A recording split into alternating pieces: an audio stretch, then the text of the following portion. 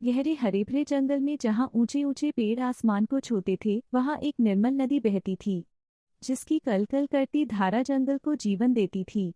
जंगल में हरियाली के बीच हिरन कुलांचे भरते, बंदर पेड़ों की शाखाओं पर झूलते, हाथी झुंड बनाकर पानी पीते और पक्षियों की चहचहाट वातावरण में संगीत खोल देती थी। यह जंगल खुशियों से भरा था, जहाँ हर जीव निर्भय होकर अपनी दुनिया में मगन था। इसी जंगल के ऊपर से एक बाज उड़ रहा था, जिसके पंजों में एक रहस्यमय नशीली दवा थी। बाज ने जैसे ही ऊंची उड़ान भरी, तभी एक शिकारी ने बंदूक उठाई और निशाना साधकर गोली चला दी। बाज घायल होकर नीचे गिर पड़ा और उसके चोंच से वह जहरीली दवा नदी की धारा में समा गई। जैसे ही वह दवा पानी में खुली, जंगल की नियति बदल गई।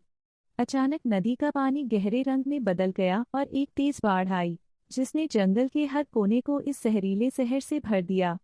यह जहर इतना शक्तिशाली था कि कुछ ही दिनों में जंगल की हरियाली मुरझाने लगी। हरे भरे पेड़ सूख गए, फल फूल नष्ट हो गए और घास झुलस गई। वह जंगल जो कभी जीवन से भरपूर था, अब बंजर भूमि में बदलने लगा। जानवरों के पास खाने को कुछ भी नहीं बचा, पानी पीने लायक नहीं रहा और धीरे धीरे भूख प्यास से जंगल के मासूम प्राणी दम तोड़ने लगे। पक्षियों के घोंसले खाली हो गए, हाथी और हिरणों के झुंड खत्म हो गए और बंदरों की उछल कूद थम गई। इसी जंगल में एक छोटी सी गिलहरी रहती थी, जिसका घर नदी के किनारे एक बड़े पेड़ की जड़ में था। वह अपने 2 बच्चों के साथ खुशहाल जीवन जी रही थी, लेकिन इस त्रासदी ने उसकी दुनिया उजाड़ दी। जहरीले पानी के प्रभाव से उसके दोनों मासूम बच्चे मर गए और गिलहरी अकेली रह गई। वह रोती रही, चीखती रही, लेकिन जंगल की वीरानी में उसकी आवाज कोई नहीं सुन सका। वह सोच रही थी कि उसका हराभरा घर अब राख में तब्दील हो गया है और इस विनाश का अंत नहीं दिख रहा था।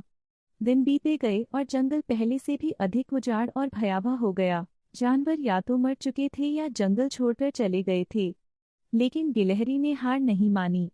एक दिन जब जंगल में सब कुछ शांत हो गया और नदी की धाराएं भी स्थिर हो गई, तो गिलहरी उदास मन से नदी के पास बैठ गई।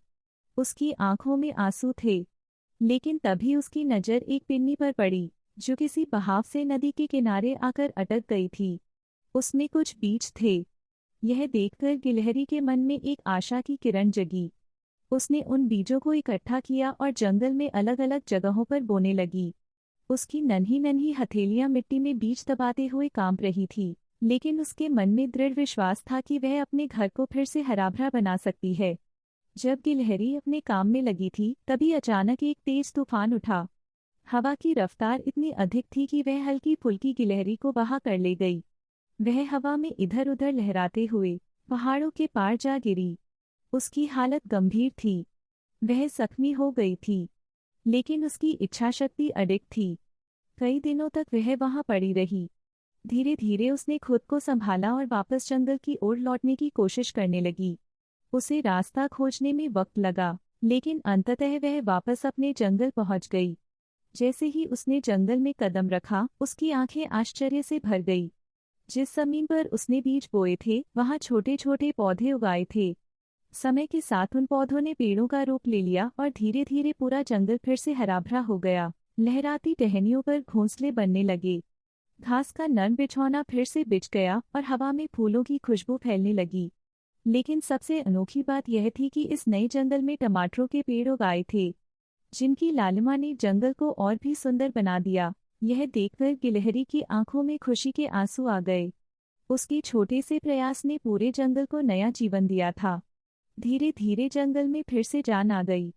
दूसरे जानवर लौटने लगे, नदी का पानी फिर से साफ हो गया और पक्षियों की चहचहाट गूंजने लगी। अब वह जंगल पहले से भी ज्यादा सुंदर और समृद्ध हो चुका था।